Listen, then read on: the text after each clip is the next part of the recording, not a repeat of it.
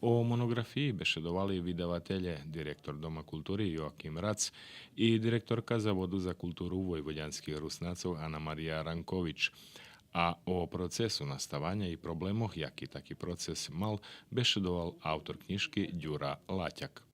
Robota nie je jednostavná, pretože bar málo dokumentarného materiálu začúvané.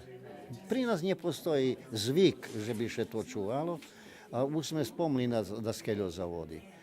No i takže jediné toto, na co sme še mohli oprec, povedzme, keď u pitanju perši 30 roky, to publikacija, kotru pririhtal pokojni Michal Zazuljak.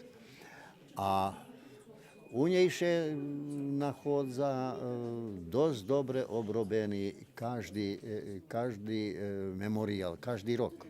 Jak hvaril direktor Doma kulturi pan Rac, promocija monografiji bude otrimana i u Novim Sadze u Zavodze za kulturu, a knjižka še ne bude predavac, ali dzeljic teatralnim dijačom i našim kulturno-umetnickim društvom i drugim institucijom.